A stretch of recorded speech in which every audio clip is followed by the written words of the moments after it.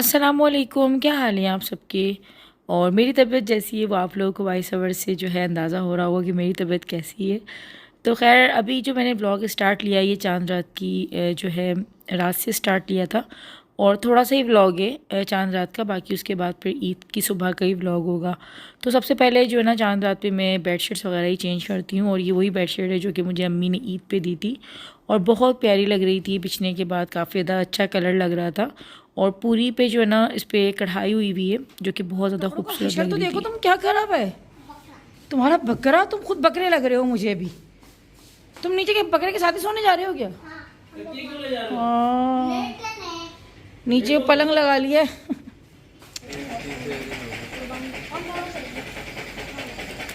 तो चांद रात की रात में जो है ना बकरा हमारा आया था, तो इसे जो है ना गली साइड पे बांधा हुआ था क्योंकि खड़ा करने का जो है ना काफ़ी मसला होता है जानवर को। फिर साथ में बारिशें भी चल रही हैं तो बहुत ज़्यादा बारिशों की वजह से जो है ना चीज़ें काफ़ी ज़्यादा डिस्टर्ब हुई हैं। और यहाँ बच्चे साथ बैठे हुए थे और ये बात काफ़ी ज़्यादा उसको घेरी घेरी नज़रों से देख रहा है। लेकिन जो है ना बच्चे काफ़ी ज़्यादा अटैच्ड हो जाते हैं जानवरों के साथ और फिर उनको ज़िबा करना भी जो है ना एक मुहाज बन जाता है।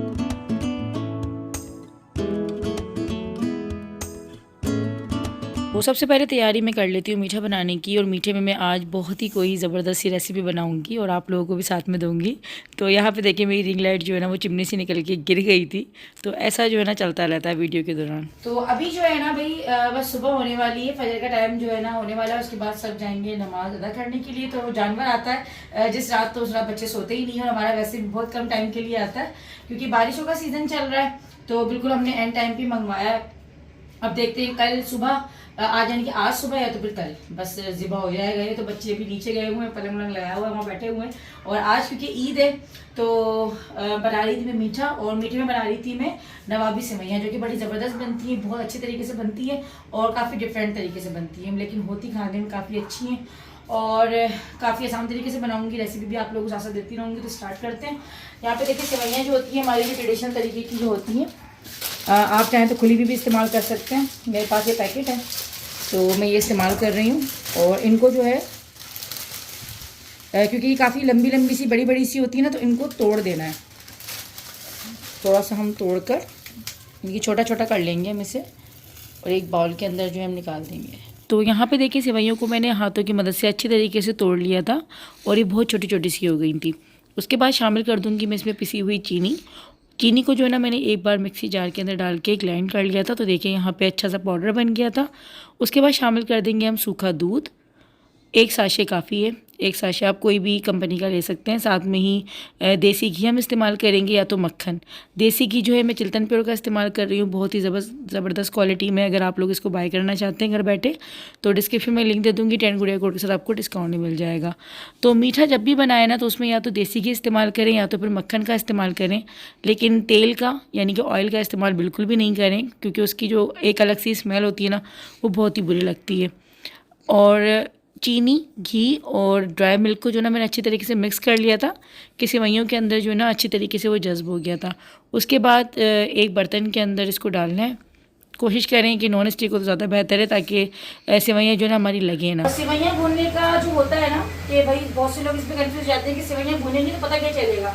तो सेवइयाँ जब भूनने लग जाती है इनकी खुद ही जो है खुशबू आना शुरू हो जाती है। जब वो खुशबू आना शुरू हो जाए और जैसे इसका कलर थोड़ा सा तब्दील होना शुरू हो जाए तो समझ लें कि सेवइयाँ हमारी जो है वो अच्छी तरीके से भून चुकी हैं। चम्मच को रोकना नहीं है, हाथ मुस्तकिल चलते रहना चाहिए। अगर चम्मच रोकेंगे तो फिर वो एक जगह से जो है जलना शुरू हो जाएगी।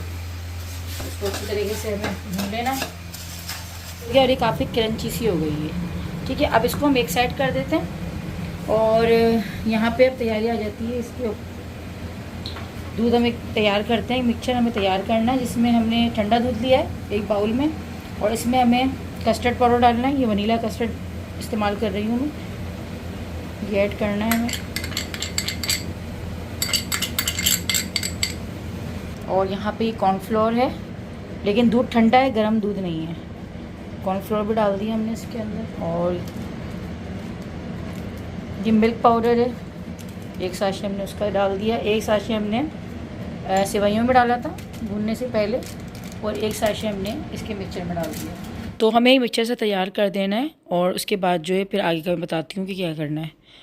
अब यहाँ पे हम थोड़ा सा वनीला एसेंस भी डालेंगे खुशबू के लिए। अगर आपको पसंद नहीं है इसकी स्मेल तो आप उसको स्किप भी कर सकते हैं, लेकिन डालने से खुशबू बहुत अच्छी आती है। अभी जो सेवइयाँ हमने भून ली थी, इनको हम असेंबल करने के लिए एक बाउल किसी भी खूबसूरत से अच्छे से बर्तन में निकाल लें और एक लेयर जो है इसकी अच्छी तरीके से बना लें। तो मैं टैप कर रही थी इसी स्पैचुला की मदद से। अगर आप चाहें तो कोई भी भारी बर्तन, ग्लास का बैक साइड जो होता है उससे भी आप इसको टैप कर सकते हैं। तो हमने एक लेयर जो अच्छी तरीके से सेवइयों की लगा दी थी। और अब यहाँ पे देखें दूसरी साइड पे मैंने दूध को बॉयल कर लिया। अगर आप चाहते हैं तो आप टेट्रा पैक भी इस्तेमाल कर सकते हैं, लेकिन थोड़ा सा ध्यान रहे कि जो दूध हो वो मलाई वाला ना हो, विदाउट मलाई के हो। अभी जो मिक्सचर हमने तैयार किया था उसको हम थोड़ा थोड़ा करके जो है ना इसी दूध में शामिल करना शुरू कर देंगे। तो दूध का मिक्सचर जो हमने तैयार किया था उसमें कॉर्नफ्लोर और कस्टर्ड पाउडर शामिल था।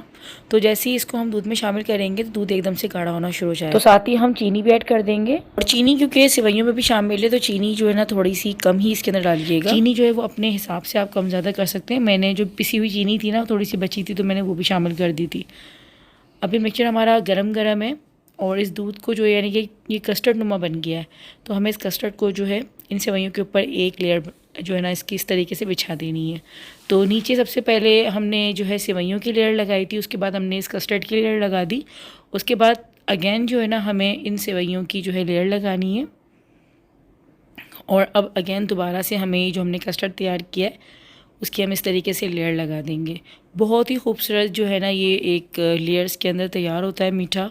और जब ये ठंडा होकर जब खाते हैं तो इतना कोई डिलीशियस लगता है, बहुत ही कोई ज़बरदस्त सा लगता है। इसकी लुक जो है ना वो थोड़ी सी कुनाफा वाली आती है, बट ये बहुत ज़्यादा चेंज होता है जायके में भी और खाने में, लेकिन ये बहुत अच्छा बनता है। बाकी इसको सजाने के लिए जो है ना मैंने थोड़ी सी जो बची हुई थी ना सेवइयाँ साइड्स में मैंने वो लगा दी थी। और पिस्ते थे थोड़े से मैंने वो डाले थे और थोड़े से मैंने बादाम डाले थे। आप चाहे तो कोई भी ड्राई फ्रूट्स अपनी मर्ज़ी का जो है काजू वगैरह जो होते हैं आप वो भी डाल सकते हैं, लेकिन पिस्ते और बादाम के साथ ये बहुत ही कोई अच्छा लग रहा होता है। देखिए कितनी लेयर्स के साथ जो है ना ये तैयार हुआ है हमारा मीठा, और खाने में भी बहुत ही ज़बरदस्त था। लेकिन इसको ठंडा करके जो है ना फिर खाइएगा तो ये बहुत ही कोई डिलीशियस लगता है। तो हमारी नवाबी सेवइयाँ जो है वो बन के रेडी हो चुकी थी। ऊपर से मैं रैप कर रही हूँ और तकरीबन 1 से 2 घंटे जो है ना मैं फ्रिज में इसको रख दूँगी। जा रहे हो क्या? आ रहा हूँ बकरे के पास जी। जा रहे हो, सही रात जागे। वो बकरा घर का पलाव क्या वो अकेला नहीं छोड़ रहा बकरा? अब जाओ तुम भी रेडी हो जाओ, आ रहा जहांगीर नहा कर आ रहा है। तुम जाओ, तुम नहा लो जाके। बूंदाबांदी हो रही है। हाँ बूंदाबांदी हो रही है। ये क्या सीन हो गया? हल्की हल्की हो रही है। जाओ तो बारिश वाला मौसम कैमरे को देख रहा है बाबा ये लो जहांगीर वीडियो बनवा रहा है। निकलो बाबा को उठाने जाऊँ मैं। हाँ बाबा सोए हैं अभी। आप मारा नहीं भाई, थक गया ही है। तो जहांगीर ने जो है ना हमेशा की तरह बकरे से इस बार भी बहुत ही अच्छी कोई दोस्ती कर ली थी। और अब जाएगा ये नमाज ईद पढ़ने। हो गया है ठंडा। और देखें जी अब इसकी मैं जो है ना प्लास्टिक यहाँ से थोड़ा सा आपको हटाकर दिखा रही हूँ क्योंकि बाहर बारिश है, तो इसलिए मैं इसको ढककर ही लेके जाऊँगी। देखिए कितना ज़बरदस्त सा हो रहा है। ये चीज़ें पड़ी नहीं है भाई क्या घर में, क्योंकि बारिश का मौसम लगा हुआ है, बकरे शकरे आए हुए हैं तो ऐसी हो।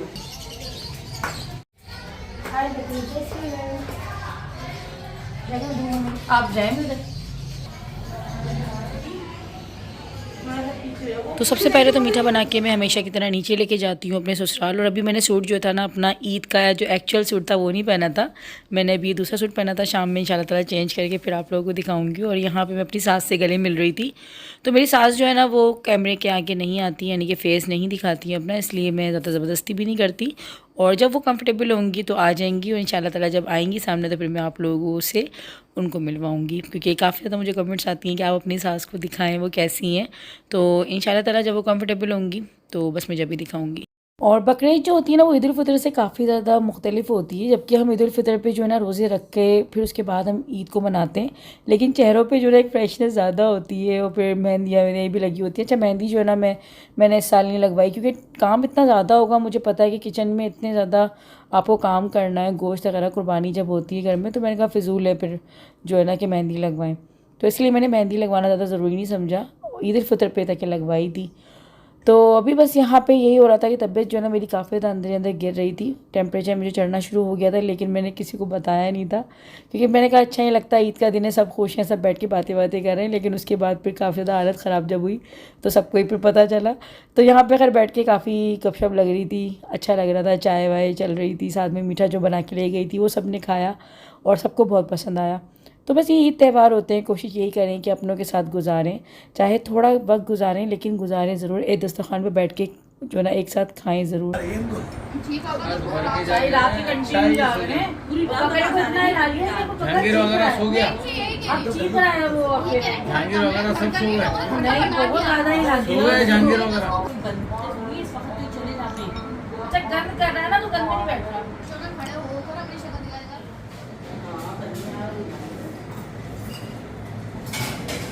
नहीं मिला रही, नहीं मिला रही, अरे नहीं है। जैसे जो है हम लोग ईद वगैरह मिलके आ गए और बच्चे जो हैं बस वो भी लेट गए सोने के लिए, और अब मैं भी आराम करूँ क्योंकि नींद अब काफ़ी ज़्यादा आ रही है।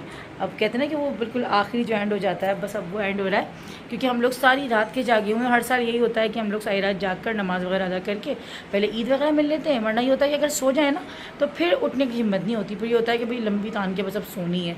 तो इसीलिए फिर जो है ना हम लोग सोते नहीं हैं, पहले ईद वगैरह मिल लेते हैं, उसके बाद जो है ना फिर आराम से सोते हैं। बाकी बंद हुआ, मैं फ़र्स्ट टाइम निकली हूँ, मैं कभी निकली नहीं हुई ईद वाले दिन ऐसे, सब कुछ बकरा ईद की आखिरी वही थोड़े बहुत बस ईद वाले दिन यहाँ आना पड़ गया है। मैं आई थी अपने हस्बैंड के साथ दवाई लेने के लिए क्योंकि मुझे अचानक एकदम इतनी छींके पे छींके आ रही हैं और गले में भी दर्द शुरू हो गया और जो है ना तबीयत अजीब सी गिर रही है। नींद भी है खैर, मगर नींद के अलावा भी जो है ना तबीयत ऐसी लग रही है कि ऐसे कोई बुखार सा जो ना भी होने वाला है। तो हस्बैंड ज़बरदस्ती मुझे लेकर आए, मैं आ नहीं रही थी लेकिन कह रहे नहीं साथ चलो क्योंकि तुम फिर सो जाओगी, मगर मैं दवाई खिला के फिर सुलाऊँगा। दवाई खाओ उसके बाद सोना। सर में भी इतना दर्द होने लगा तो अभी बस दवाई लूँगी और खाकर जो है ना फिर घर जाकर सो जाऊँगी। और शाम को अम्मी की भी दावत है, तो अल्लाह करे तबीयत सही हो जाए तो फिर ये कि दावत अटेंड कर लेंगे। तो नीचे से ये था कि मैं अपने ससुराल तो होकर आ गई थी, ईद वगैरह सबसे मिल ली, बच्चे भी सो गए थे घर पे, तो बच्चों को सोता हुआ छोड़ कर आई हूँ। बाकी नींद मुझे भी बड़ी जोर की आ रही है और बाहर हम निकले हैं तो हर जगह बस कुर्बानी और हर जगह यही सब कुछ चल रहा है। हमारे यहाँ इंशाल्लाह कल होगी, आज हम लोगों ने नहीं करी क्योंकि सब थके हुए थे तो हिम्मत नहीं हो रही थी, ये हुआ। तो इंशाल्लाह ताला शाम में अम्मी के जाएंगे दावत में, पॉसिबल होगा तो व्लॉग बनाऊंगी। और इस व्लॉग का जो है वो एंड में यहीं पे करती हूँ। पीछे बाज़ार वगैरह सब कुछ बंद है, लाजमत ईद का दिन है तो ओवरऑल सब कुछ बंद हुआ है, बस एक मेडिकल खुला हुआ था तो बस यहीं पे हस्बैंड गए भी लेने के लिए। तो बस दुआओं में याद रखिएगा, ख्याल रखिएगा क्योंकि मौसम जो है ना अभी ठंडा गर्म हो रहा है तो तबीयतें ख़राब हो रही हैं। पहले मेरे हस्बैंड को बुखार था 3 दिन, इनको बुखार रहा, अब मेरी तबीयत ऐसी हो रही है और अभी मुझे होनी नहीं चाहिए क्योंकि कल कुर्बानी है, फिर काम बहुत होते हैं तो इसलिए तो तबीयत का ख्याल रखें और अपना बहुत ख्याल रखें, दुआ में याद रखिएगा। इंशाल्लाह मिलती हूँ बहुत ही जल्द आप लोगों से नेक्स्ट व्लॉग में, तब तक के लिए अल्लाह हाफिज़। तो आज का जो व्लॉग था ना वो बहुत ज़्यादा कोई मुश्किल से बनाया था, साथ में जो उसकी एडिटिंग थी वो भी कहीं ज़्यादा मुश्किल से की थी मैंने क्योंकि दिल ही नहीं चाह रहा था और दवाइयाँ क्योंकि खाकर भी जो है ना काफ़ी ज़्यादा नींद आती है। लेकिन खैर आप लोगों की मोहब्बत है, आप लोगों का प्यार है कि फिर एक व्लॉग जो है वो बनाना ज़रूरी था, तो मैंने कहा चलो व्लॉग बनाते हैं और आप लोग के साथ शेयर करते हैं। तो प्लीज़ व्लॉग को जो है लाइक कर दीजिएगा, चैनल को सब्सक्राइब कर दीजिएगा, अच्छे अच्छे कमेंट्स करना ना भूलिएगा और ख़ास दुआ में रखिएगा कि मेरी तबीयत जो है वो जल्द से जल्द ठीक हो जाए।